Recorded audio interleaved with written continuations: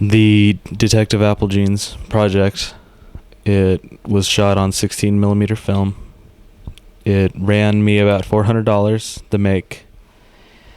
The project came about mainly because I had met Roy Applejeans at a bar in Minnesota.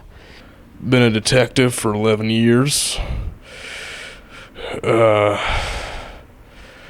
God willing, will be for 11 more, knock on wood. What was the question? I'm sorry.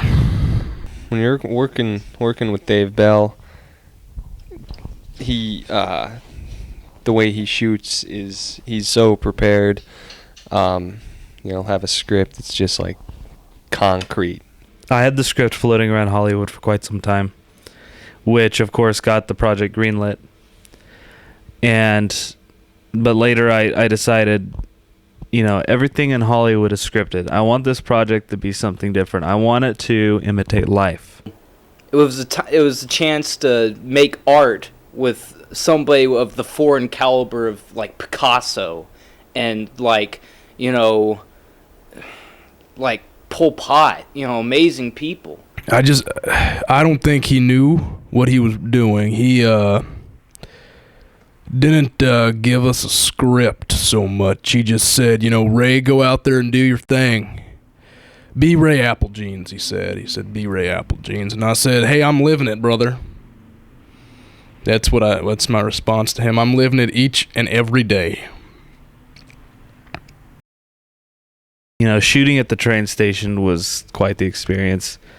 You've got the trains coming in and out periodically. You've got the patrons of the train station.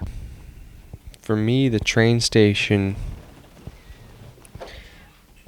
it was a lot like a bus station or an airport or a subway even, but above ground, like... The train station, it's like a metaphor for life. People get on a locomotive from one place to the other, okay? And they stop at a point. And that's kind of like life, man. Because you stop. You're constantly going to, the point you die. But there are points where you rest, where you sleep, and that's kind of what a train station is. I love transportation, mass transportation. I love trains. I love riding in trains. I love looking at trains. One time I enjoyed what was that? It was a roast beef. It was, I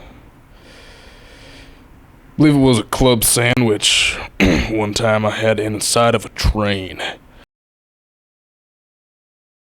He's a well-respected detective. He takes his work very seriously, both off-screen and on. The guy would open up his mag with film still in it, okay? This ruins film, you see. You get blind spots when you do this. Film is not supposed to be exposed in the supposedly called sunlight, okay? So I saw him doing that, and I was like, David, what are you doing? I mean, you're going to ruin your work, your art. And David said, as he often did, John, in life, do you often see everything? Aren't there points in time where, like, you don't see anything? That you blink and it's gone.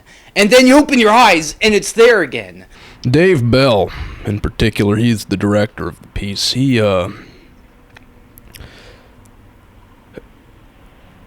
don't want to call him stupid, but,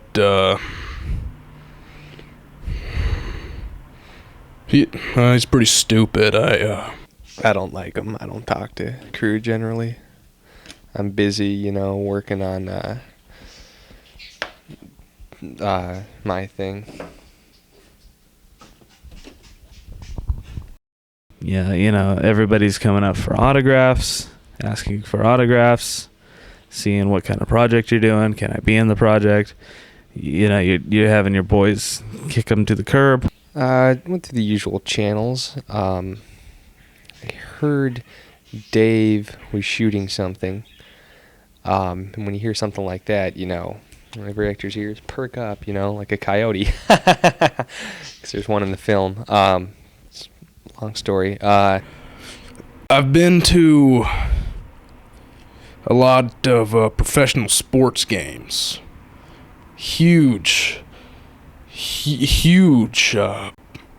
professional, a fan of professional sports. I love minor league baseball. I like to check that out. Yeah.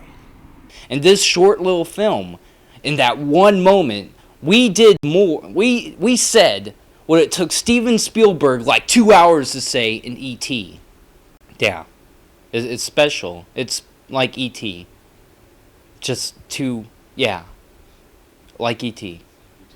Totally like E.T. Except in a train station. And no kids.